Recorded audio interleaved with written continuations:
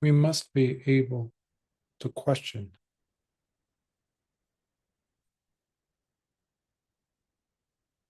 the reality that we see, the reality that we expect to see, the world we live in, but especially the world that we have constructed for ourselves in our minds, given the emotional connections we have with the ongoings, what really matters to us, the way we see things, the way we feel things, the way we perceive things, and what we ourselves are influenced by.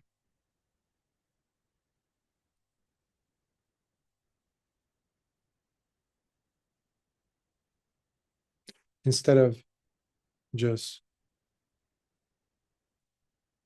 taking whatever comes to the senses as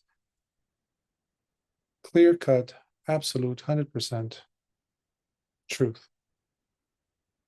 Undeniable fact, undeniable evidence, as they say. This is important to gain understanding, to gain the clear vision, and to penetrate into phenomena through discernment or discerning wisdom. This we will see in today's sutta, which comes to us from the Samyutta Nikāyas, the connected discourses, where we see how Māra comes in and tries to influence the minds of the bhikkhus to draw a veil, to pierce their hearts with the arrow of delusion, basically to stall your progress. Māra, I wouldn't encourage you to, at this point, to think about Māra being somebody outside of us, external entity, something out there, necessarily, versus what we keep telling ourselves that keep us from living, from understanding, from perceiving things the way they really are, to understand the relationship that exists between our delusion, the lack in desire for us to really want to find out, despite how you might end up feeling about it. And so delusion and its connection with what we expect to see in the world. World as in the six senses, what information they are bringing to us all the time.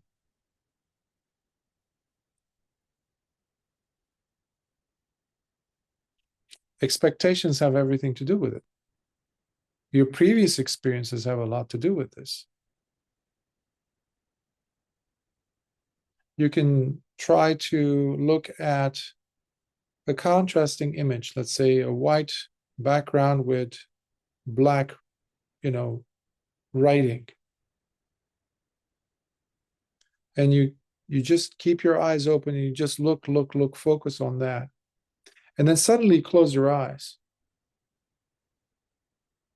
What is there left?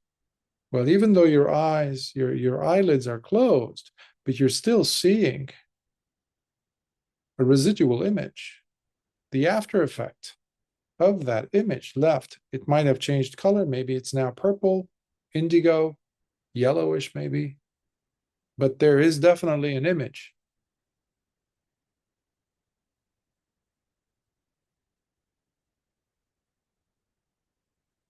So Oftentimes, the way we are seeing the world around us, experiencing life, has nothing to do with the way life is unfolding in front of us, underneath our feet.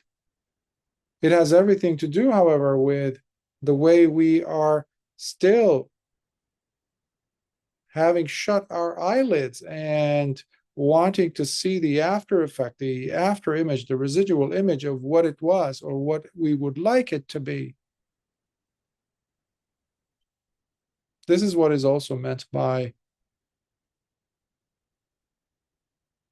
a world where everybody's got their eyes shut or living like zombies. Well, you don't have to look at the world. We, most of the time, so long as we're not awakened, that's the state we're in. So here in this sutta, which is called Kassaka, or the farmer, discourse on the farmer, we're going to see how there is this confrontation taking place between Māra, who's there to try to delude the minds of the bhikkhus who are gathered around Lord Buddha or meditating, and how Lord Buddha addresses the claims made by Māra about the six senses.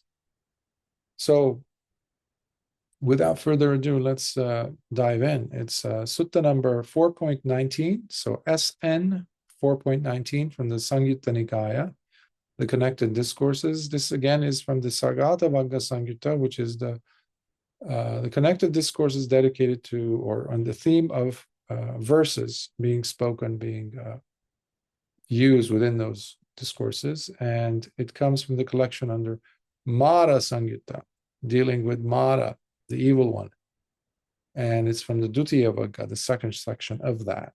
So Kassaka Sutta, the farmer. Once, while in Savatthi, the Blessed One was engaged in instructing, guiding, encouraging, gladdening the hearts of the bhikkhus who had come and gathered to listen, surrounding their teacher. As the Blessed One kept teaching them the Dhamma, while discussing various aspects of the teaching pertaining to Nibbāna. Now, those bhikkhus were giving it their full attention as they carefully listened to what was being taught by their teacher, listening with their hearts wide open to the words spoken by the Blessed One. Meanwhile, however, Māra, the evil one, who was closely observing what was taking place, began thinking. The recluse Gautama is now engaged in instructing this large group of bhikkhus on the Dhamma, while discussing various aspects of the teaching pertaining to Nibbāna. It's obvious to me how these bhikkhus are indeed giving it their full attention as they carefully listen to what is being taught by their teacher, listening with their hearts wide open to the words spoken by the recluse Gautama.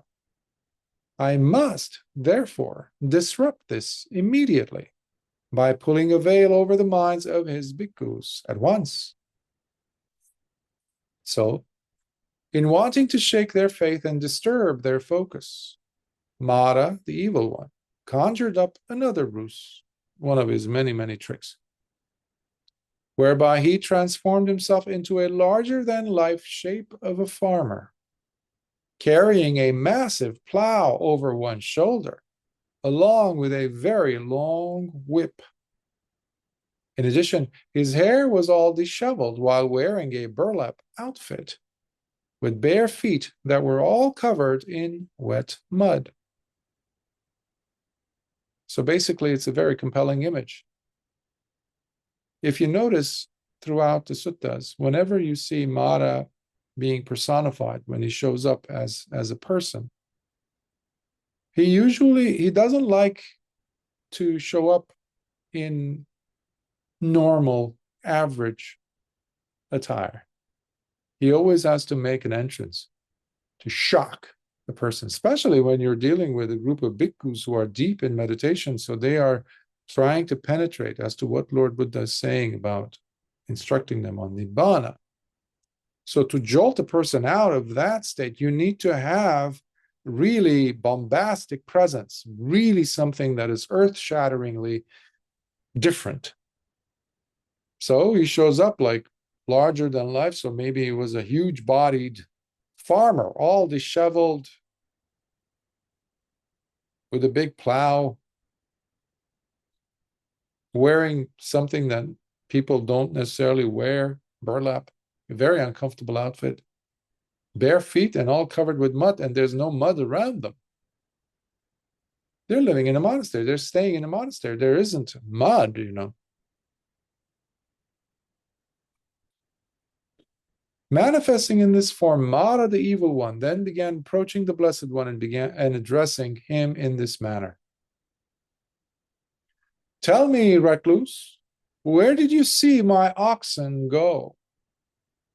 Totally off of left field, as they say. It's like, oxen? While the Blessed One replied by saying, and what business do you have with oxen, O evil one? So Lord Buddha saw right through him, all this facade, all this charade. Then Māra proudly retorted in a declarative tone and with self-assurance, I have everything to do with them. After all, mine are the eyes of all beings. Mine too are all things that are visible, and every sight they get to see. Mine also is all that with which the eye consciousness makes contact. So where do you think you can go, recluse? There's no escape from me.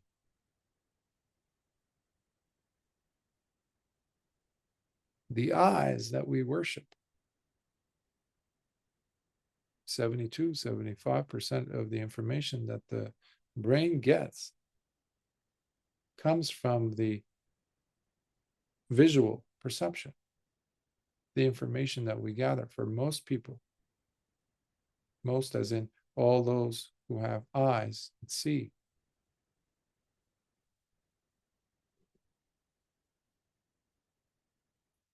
Mine are things, he's saying, that all those things that are visible, every sight they get to see. Look around you, look at the media, look at just things advertised, people wearing clothing, people doing their hair a certain way, wearing themselves, wearing the clothes, wearing the, carrying themselves in a certain way. When you really take it apart, you will see that most of it has to do with the eyes. What and how others will view me as. What will they see when they project their eyes towards me, when they direct them towards me? The information that they pick up from their eyes, what will it be? What will that say about me?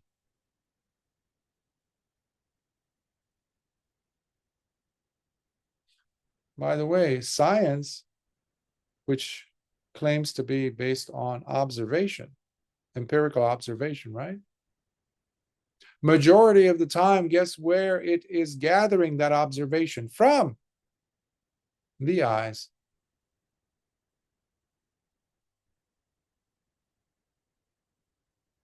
But he doesn't stop there, as you know. Also, mine are the ears of all beings. Mine too are all things that are audible, and every sound they get to hear, the ears, whatever sound they hear, it's mine, he's saying.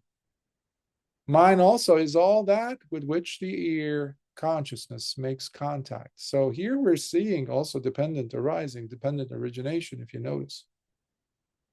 So the six sense spheres, salayatana. So you have on one end the internal base, sense internal base, meaning we started with the eye, so you have that.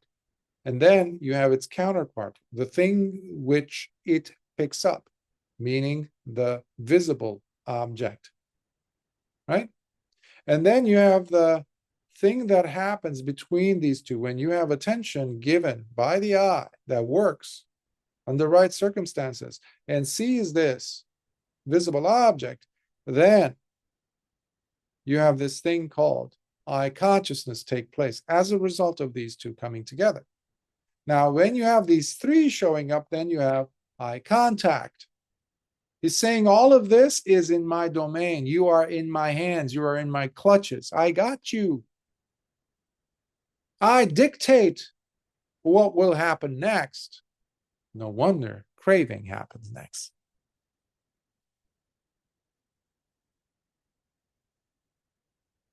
Same thing with the ears. So you have, on the other hand, you have the ear as an internal base, and then you have the sound as an external base. And then you have ear consciousness as a result of these two. Now, when you have these three, suddenly you have the contact that happens.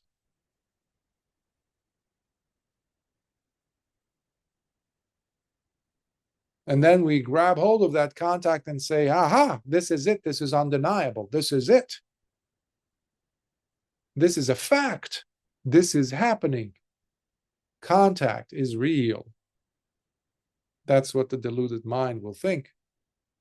Meanwhile, contact also had a moment of arising. That's where the mind comes in and says, this is mine. My relationship to this contact is undeniable. Then we are putting our own conceit, involving it there with it.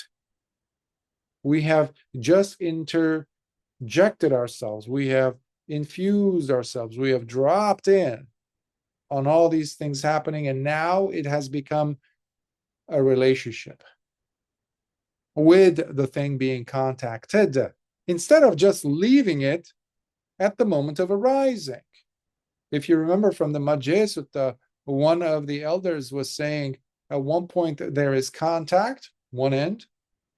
The other end is the arising of contact.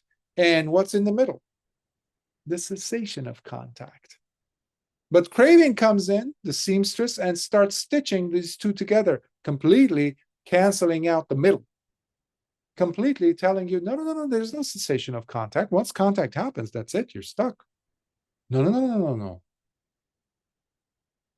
So now you're stuck with contact. Okay. So I have to have a position towards this contact. That's what the seamstress, capital S, or craving, will do. That's why what you see, you have a relationship towards it suddenly. What you heard, you have a relationship towards it. Either you like it, you hate it, or you don't want to have anything to do with it. But you didn't let it be as simple contact. That's the cessation part. But we're going to see this, in all of these senses, and especially in Lord Buddha's response to him afterwards. So where do you think you can go, recluse? There's no escape from me. Also, mine are all the noses of beings. Mine too are all the things and every smell and fragrance they get to smell. Mine also is all that with which the nose consciousness makes contact. So where do you think you can go, recluse? There's no escape from me. Also, mine are the tongues and taste buds of all beings. Mine too are all the things and every flavor they get to taste.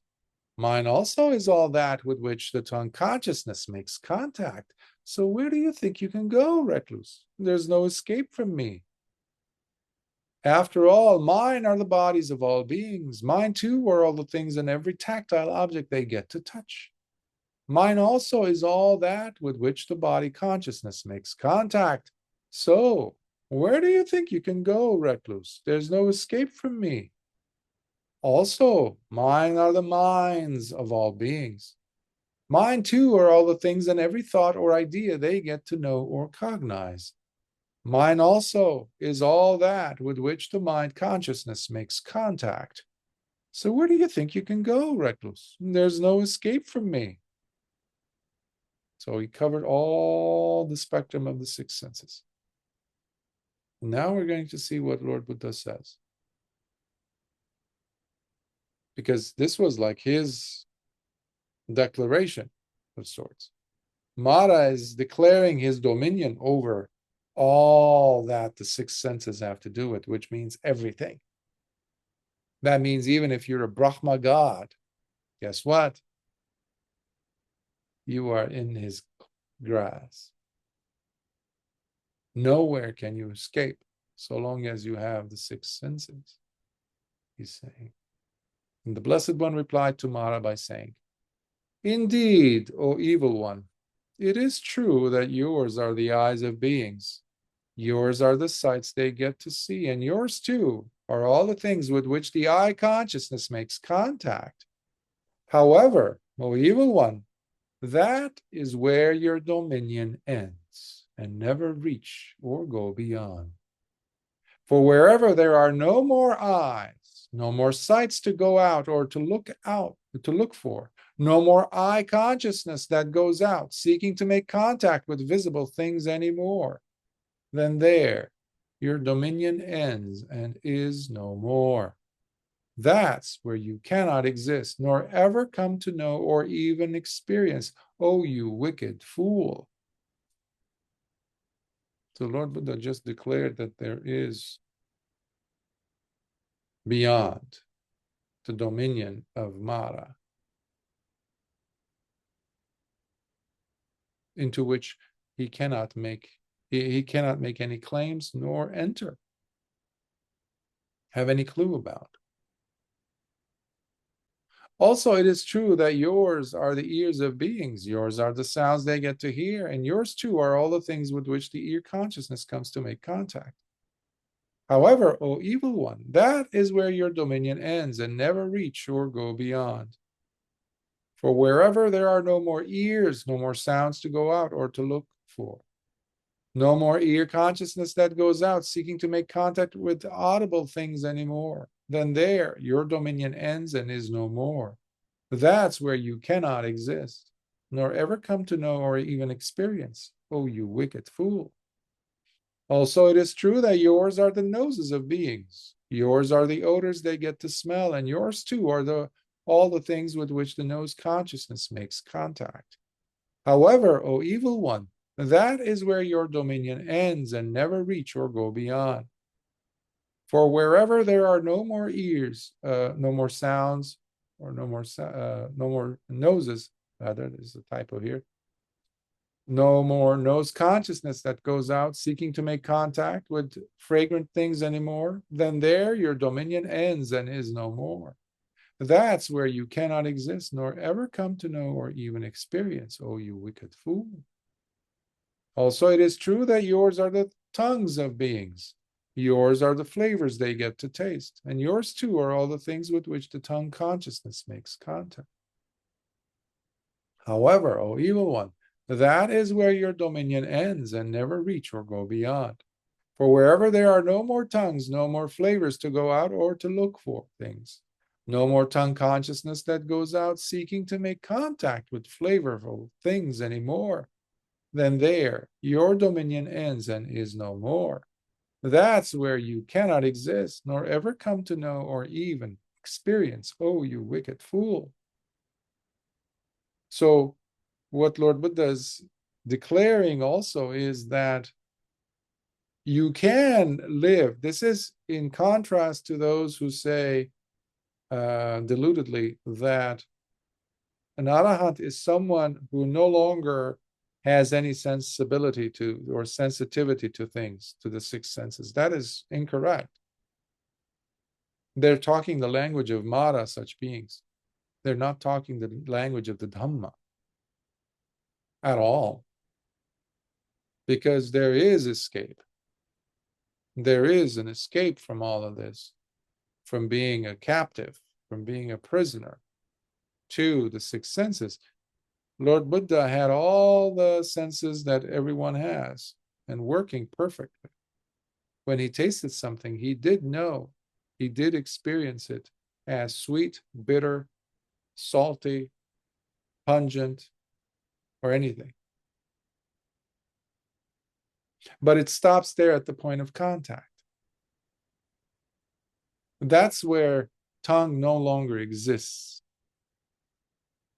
Flavor no longer exists because it doesn't become into something else other than just when seeing, just see Bahya, if you recall from the Bahya Sutta.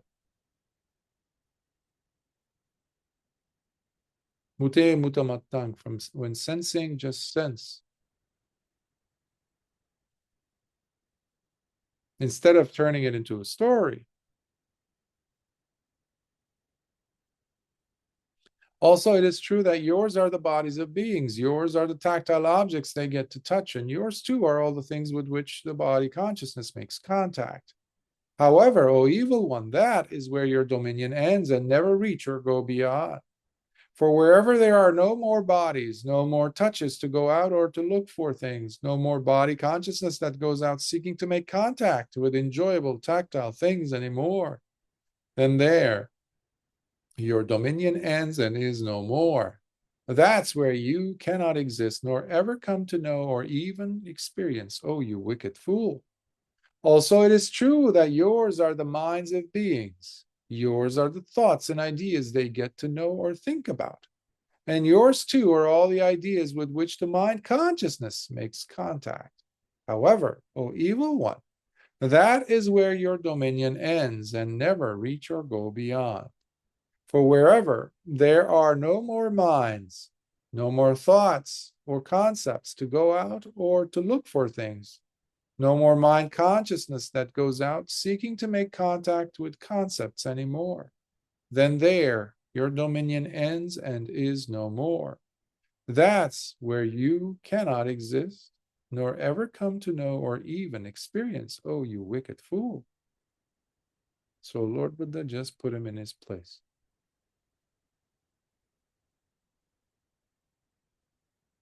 Because this practice is about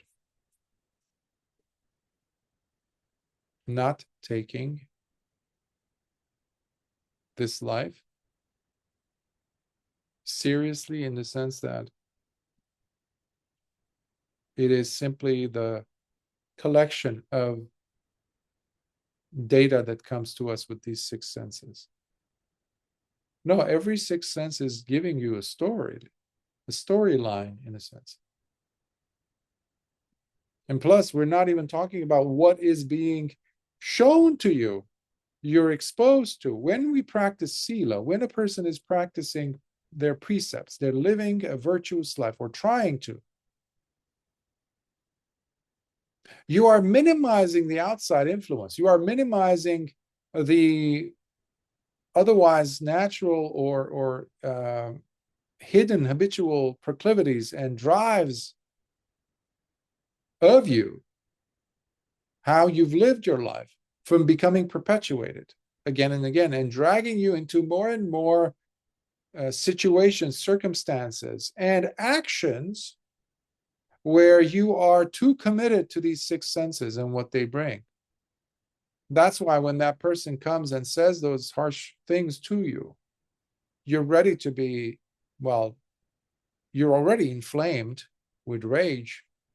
You are simply waiting for a trigger. You are already a fully inflated balloon. So you were just simply looking for a sharp, piercing object to pop. And then you say, well, if that object wasn't there, if that sharp knife or sharp needle was not there, I wasn't going to blow up. See, my life, the way it's unfolding, you can understand my actions, my behavior. No. For those things, Lord Buddha put into place the very methodical, structured way of living that is called sila, that is called samadhi, that is called panya, this three-tiered training, three-part training that we have to go through. Because sila is going to protect you, from buying the story that you've been telling yourself for eons due to your habitual drives and the distortions in the mind, vipallasas, the things that you keep telling yourself when you look at something that is impermanent, considering it or wanting it, demanding that it becomes permanent. And when it's not, you get angry, you get upset. Well, first of all, it was impermanent. When I was a child, my mom used to, especially around, obviously summertime, Easter, she would, that would be one of those 2 times in the year when we would get new clothes. So I remember she would buy me a shirt or pants that would be, let's say, lighter color, usually, let's say, white, some white or bright yellow or something. And every single time that I wore them, I would always drop something while I was eating or something, and I would stain it. And she would say, I'm never going to buy this for you again. Never going to, da, da, da, da. And I would be always thinking, me in white clothing they don't, I'm always going to ruin it. Always going. So in a way, what we're talking about is also conditioning, how we condition ourselves, how we look at the world, or holding on to a very valuable piece of ceramics, let's say, tiny little maquettes or tiny little statues, ornately structured, built, this and that. And then you're very careful, and then don't drop it, Johnny, don't drop it, don't you dare drop it. And all of a sudden, what happens? It falls. If not by Johnny or somebody else, or the wind comes and blows it and gone. And then we get upset. Why? It was a breakable thing. It's supposed to be broken. It will be broken, So where's the upsetting part? Well, vipallasa, that's where it is. My siblings used to make fun of me growing up as a teenager, because one day as a child, there was a statue, a bronze statue of Nefertiti, the queen of Egypt, with big head, sticking out in the crown. She would, somehow I held that bronze bust, I guess, a statue, and I cut the head in half somehow. So they would always mock me. They would always make fun of me, and then also scold me, because they called my parents, and they said, he broke the statue. So I never heard the end of that for years. But it's something that, eventually it's going to get broken. But we look at something ugly and we say, I want you to be pretty or not smelly. And when we do get a whiff of when we haven't put enough deodorant, or we haven't showered, and we just, well, where's the surprise part coming in? Why is there a surprise? Every day we shed millions of skin cells, just the skin cells, millions of them. Even if you shut the windows, shut the doors, there's no ventilation at all. Every day you're going to sweep the floor, and you're going to find a smear. You're going to find a layer of dust, but that's not dust. When you look at it with a microscope, with an electron microscope, you will see dead skin cells. Whose? Yours. Well, those stay on you, Most of it stays on you until you scrub them off. Otherwise, you will start itching. These are all, when we consider them,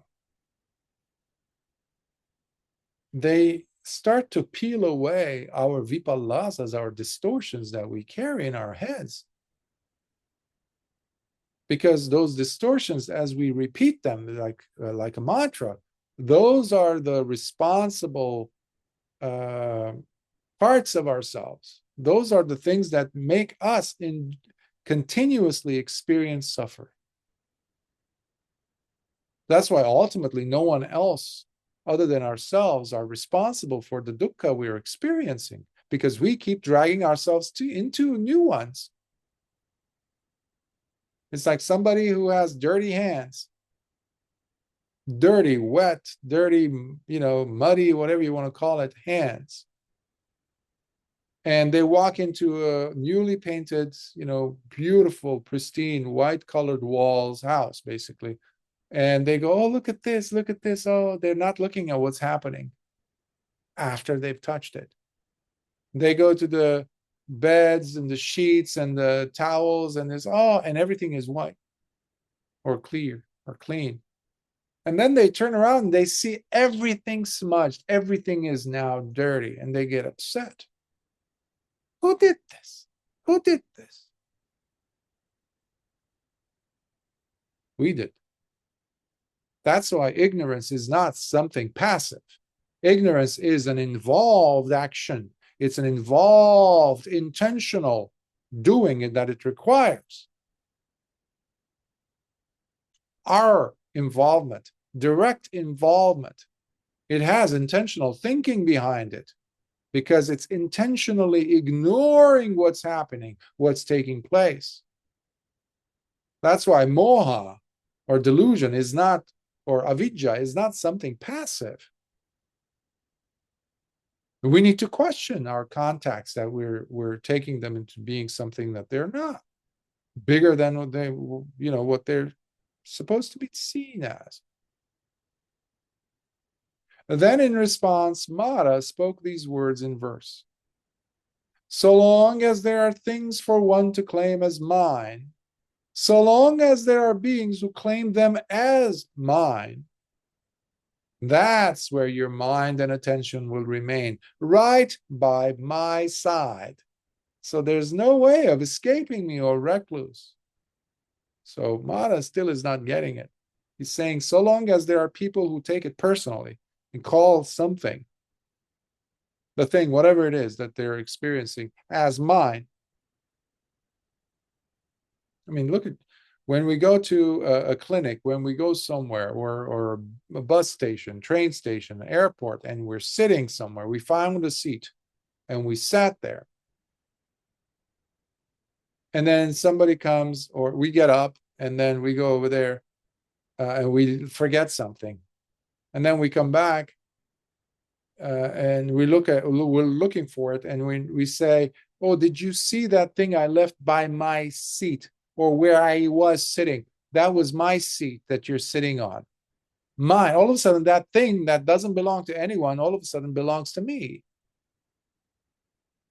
I used to notice this in California, Los Angeles, when I used to live there, especially because there's like freeways and multiple lane, freeways, highways, roads, and how people would have road rage because everybody's trying to cut each other off to get to their destination, even though everybody's going to a different destination.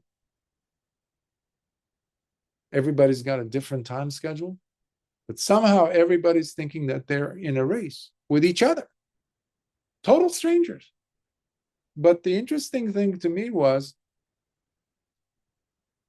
when a person did not want to budge, let's say you're trying to pass them, and then so that there's room in front of them, and there's like enough for miles, there's no cars, but the person is not going at, the normal speed, they're going slower. And then they see a car passing right next to them. Suddenly they speed up because they know, oh, you're going to take, I'm not going to allow you to. You think you're smart? I'm going to outsmart you. And they don't let them. Meanwhile, this person is now stuck because there's another car there in front of them. So now they are locked. And then this person goes but doesn't give them room. That's one scenario. But what it made me think about was this person is thinking about this location on the freeway, which doesn't belong to anyone, as mine. This space is mine, even though we are passing over it. So you can't even touch it and stay on it. Do you see what I'm saying? It's like, it's a perfect example of anicca, the road we're traveling on, literally the road we're traveling on. But the person is saying, this is mine, I'm not going to allow you. So anybody who's driving or who drives on roads anywhere in the world, hearing this, what I'm trying to encourage you to do is You can practice Dhamma and even attain Nibbāna on the freeway. The moment you look at your attitude, and if you catch that saying, no, I'm not going to let him, I'm not going to let him, I'm not going to let him. Okay, what am I letting him? What am I letting this other driver do or not do? This land, this space? By just giving room and letting the other person pass. They might not say hello or thank you, or they might even give you something what you're not even expecting, a nasty gesture.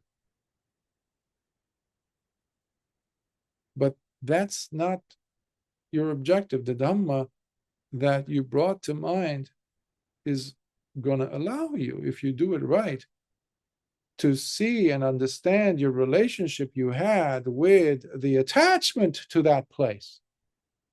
The role that this is my path, this is my lane. He cut into my lane. That's something that I would hear all the time in America, especially in Los Angeles. Or he's parking in my spot. That's my spot.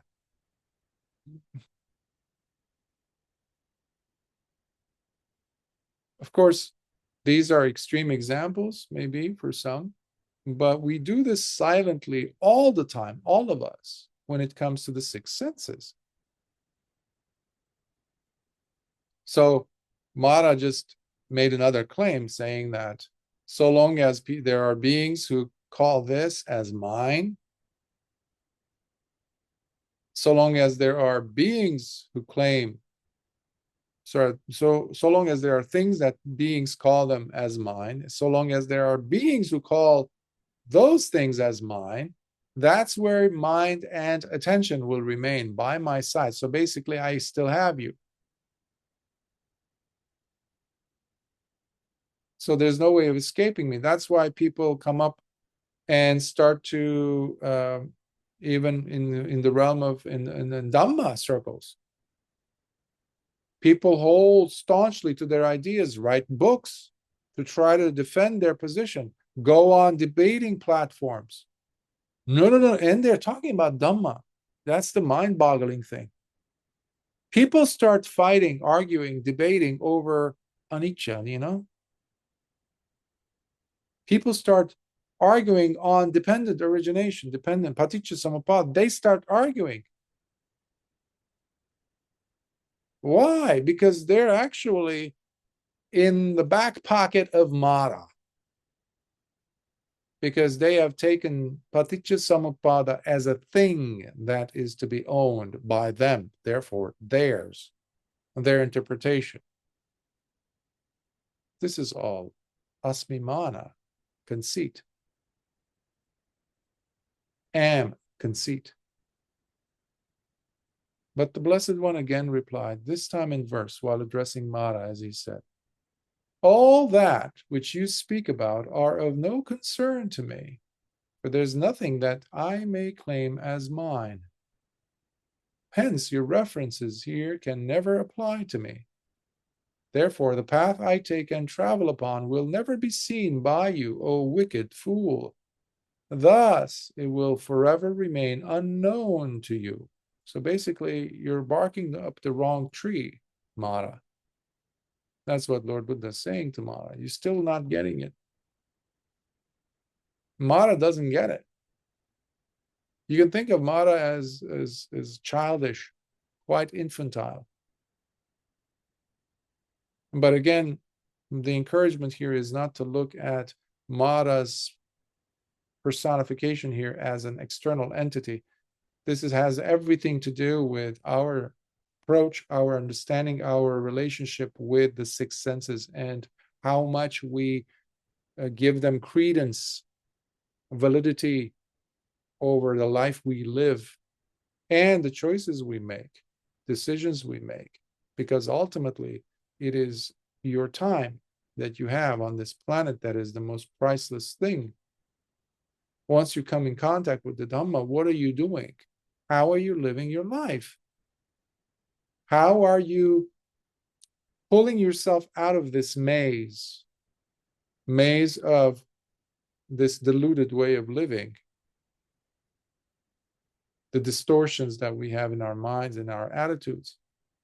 So this brings the attention back to us and how much of a responsible role we have each for ourselves. Nobody's ultimately responsible for you. You cannot even point the finger at Māra and saying, yes, Māra is the one. You. Like some people go ahead and do something stupid or a crime, and then they go and say, well, Satan made me do it.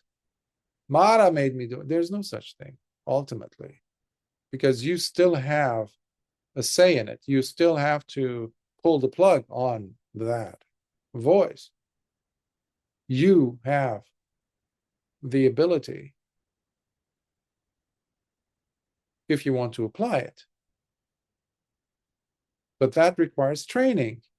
Otherwise, you're just a bundle of habitual drives that are happening. It's very similar to a boulder coming down a mountain, like a huge snowball. But we're much more than that. That's why we practice breaks. We have breaks.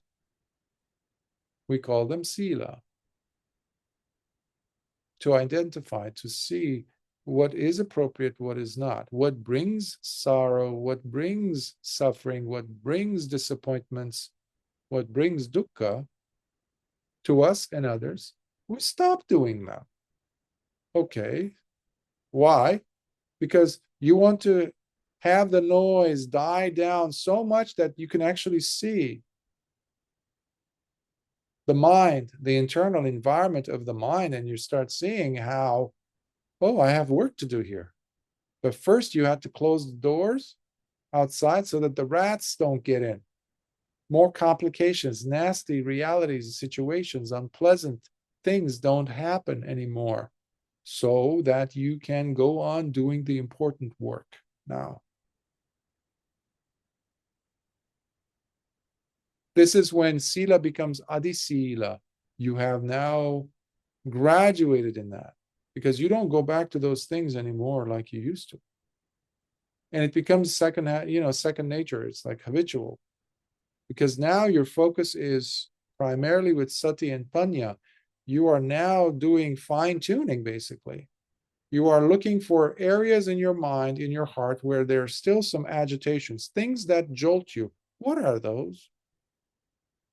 So now you're doing deep surgery, in a sense, Dhammic surgery on the mind.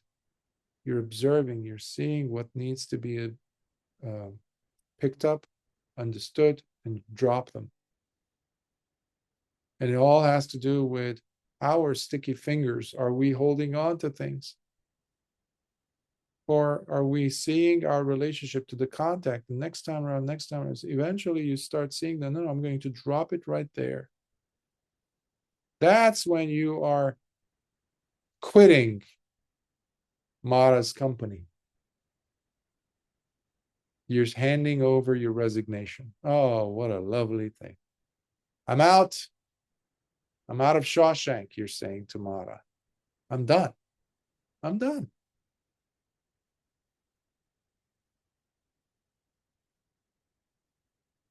On being addressed directly by the Blessed One, then Māra, the evil one, quickly shriveled back as he recoiled to his natural form while thinking, oh, the Blessed One has figured out it's me. There's no way of fooling him, it seems. The Fortunate One obviously knows and sees that it's me, and by drooping his head in defeat, vanquished, the evil one vanished right then and there. Sad.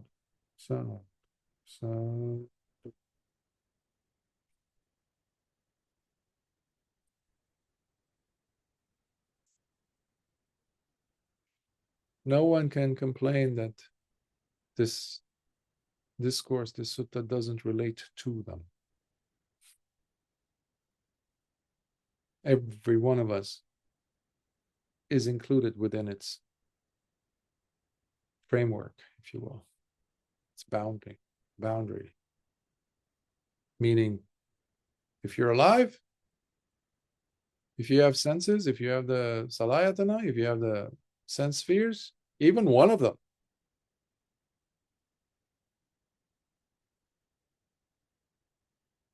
it's like the fuse of a dynamite. You might have several, 6 dynamites landed in your house or placed in your house. And so there's 6 fuses. Somebody lit them. The world is always lighting them. But you don't even have to have the 6 dynamites going off, exploding on you and destroying your whole opportunity in this life of awakening, of cutting yourself free from suffering. You don't have to have all those 6 dynamites going. You can have just one of them. So you can't minimize the importance of the fuse that's lit to come and get to the actual, I don't know what they call the dynamite, that part, the body of the dynamite. No, you got to step your foot there. You got to pull the fuse away from that thing so it doesn't blow. Doesn't ruin your life. But for that to happen, you need sati. You need mindfulness. You need to have full awareness of your body.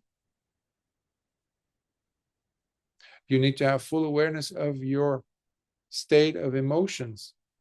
What is, and that's how you know through the body.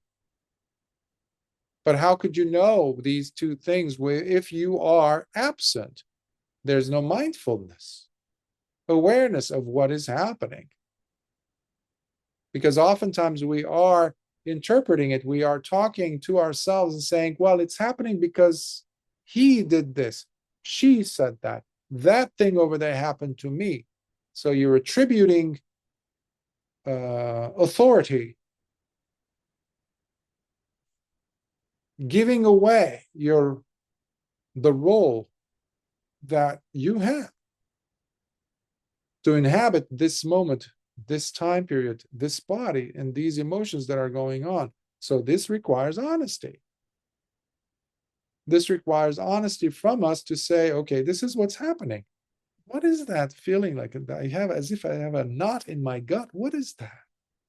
And then you need to ask the question, did something happen? That's a wonderful question, Did something happen? Not in an accusatory manner, just to, what happened? I'm curious.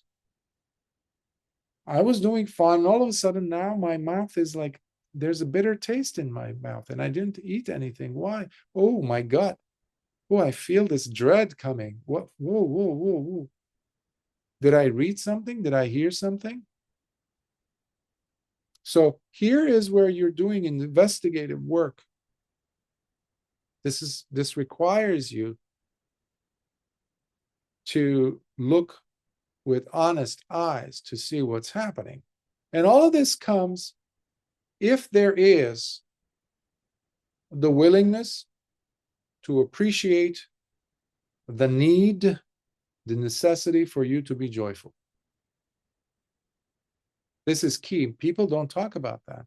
The Dhamma has everything to do with you experiencing joy. Dhamma has everything to do with you experiencing happiness. This path is for the happy ones.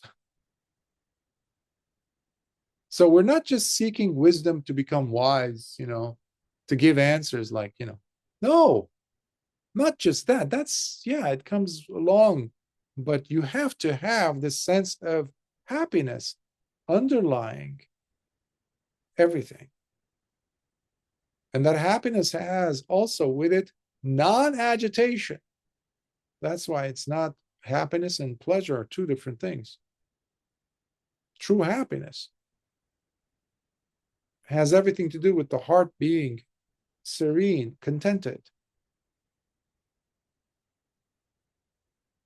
Otherwise, if the mind is like this, then if you remember a few weeks ago or a few months ago, we did the sutta on Bhaya Bhairava Sutta, fear and threats and dread, Lord Buddha was looking at himself and comparing himself to others. This is before he became a Buddha, to see when fear would arise as to why, what was the basis for him experiencing fear? And then he would see, oh, I have virtue. Those bhikkhus or those recluses over there living alone somewhere in the jungle, they don't live with virtue. I have sati, they don't. When I'm here alone, I don't find that as an opportunity for me to let the mind loose and start thinking about obscene things, disgusting things, non-virtuous things. No, whether there are people here or not, I am living a pure life through body, speech, and mind. Those people, those characters over there are not. That's why they have an agitated mind. That's why they have a mind that is always afraid. And that's why they run. They can't stand being alone. So one of the requirements for the mind is to be okay in that seclusion. Okay, as in non-agitated. If you remember from the Kassaka Sutta, I think it was, when Venerable Anuruddha, before he became an Arahant, he was contemplating the 7 qualities of a great man. And Lord Buddha appears in front of him. And he says, Anuruddha, you're correct, but you're missing one. So he was saying, this Dhamma is for one who is who has fewness of wishes. This Dhamma is for one who is contented, santuti. This Dhamma is for one who is bent on his mind and heart inclined towards seclusion. Doesn't look for companionships, friendships, intimacy, this and that. This Dhamma is for one who is energized. This Dhamma is for one who is mindful. This Dhamma is for one who is concentrated and wise. And Lord Buddha says, you have to have the 8th quality. And he says, Anuruddha, this Dhamma is for one who delights in nipapancha, the absence of papanchas, not the proliferating of more and more concepts and perceptions, not dwelling in them. Papancha, nippapancha. So a great person, a superior person, is one who shuns perceptions, shuns when thoughts come in, shuns when agitating factors come in to try to dislodge you from that state of equanimity, from that state of happiness. So if you're looking for that state of happiness, then you're always careful to make sure, okay, is where, is my windows closed? I don't want any cockroaches coming in to mess up this state of sublime contentedness, peace. Because it takes effort for us to reach that state or to attain that state of non-agitation. And as long as there is agitation, we are far away from the Dhamma. So our curiosity has to lead us to want to establish ourselves in a non-agitated state. That's what Nibbāna is. Nibbāna means, ni means the opposite of, or not something. Bāna or vana, it has to do with agitation, movement, flickering, like fire, like movement, as opposed to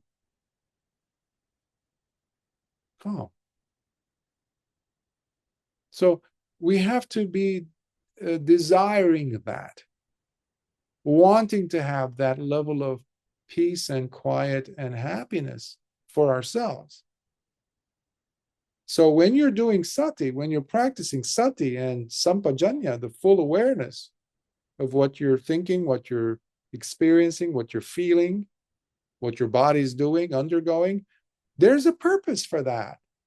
And that purpose has to always be in the crosshair of your mind, always in your North Star, always paying attention to that.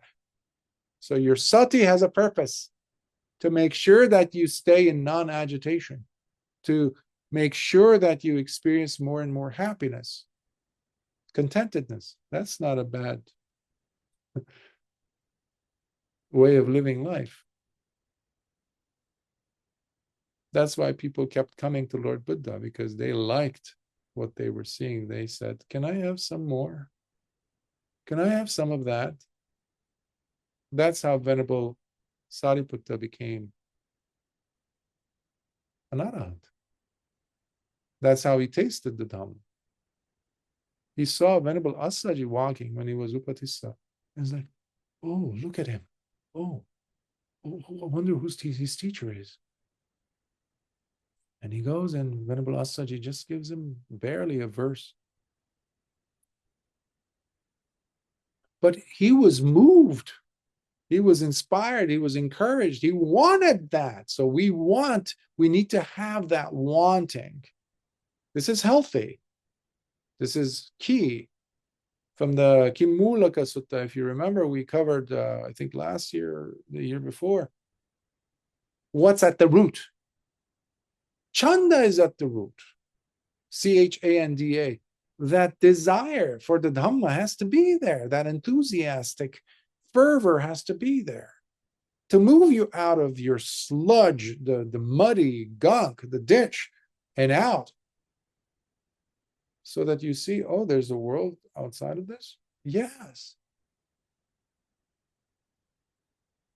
If you've ever seen the Matrix trilogy, especially the third one, there's a scene where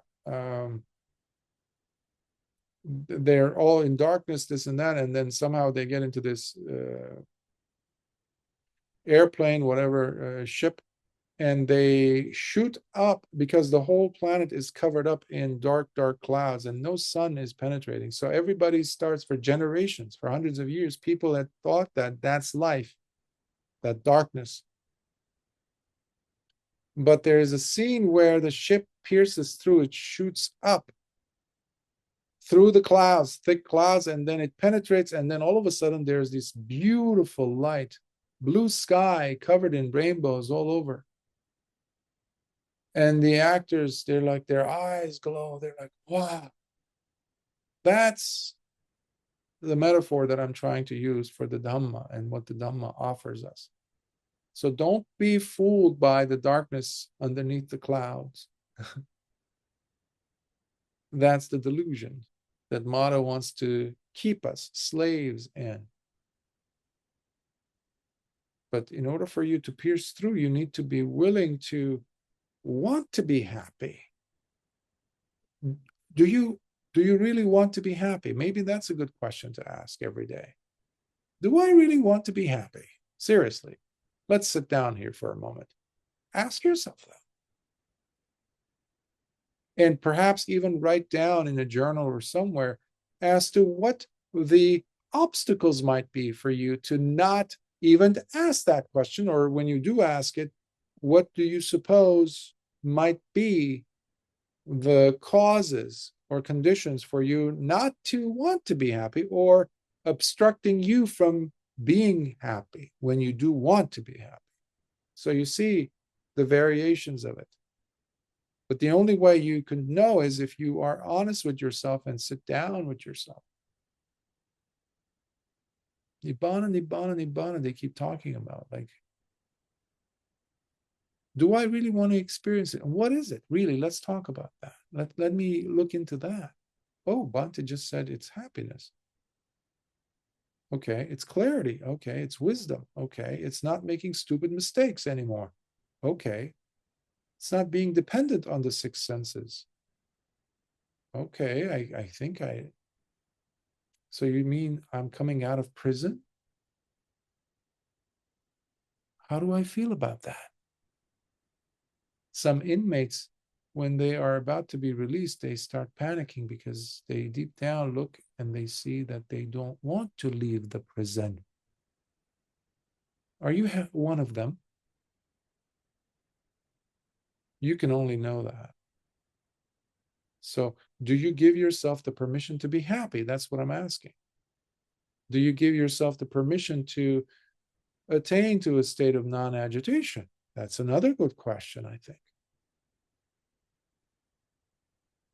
Not everyone became an arhat. Not everyone went to the Lord Buddha becoming a bhikkhu or bhikkhuni, And from all those who did, not everyone became an arhat.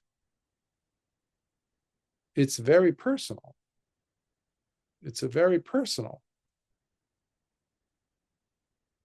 drive, and has a lot to do with, do I want it? Do I want freedom or not? So I would leave you with those questions. Are there any questions now? Comments? Thoughts?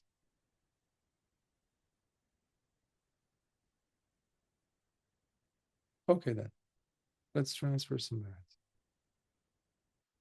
Akasatha chabumata devanagamahitika punyantang anumoditva chirangrakhantu lokasasana.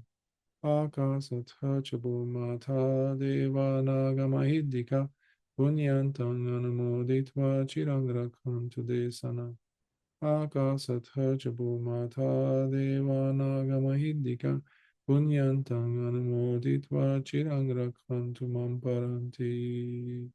Sadhu, sadhu, sadhu. May the Triple Gems blessings be with you all, your loved ones. May you be healthy, physically, emotionally, mentally, socially, in every way. And may you grow in your honesty towards yourself and your life. And may you live courageous lives. This path is for victors. Lord Buddha was called the great vanquisher. May we be supported enough. May we be willing enough to walk in his footsteps. Until next time, Security.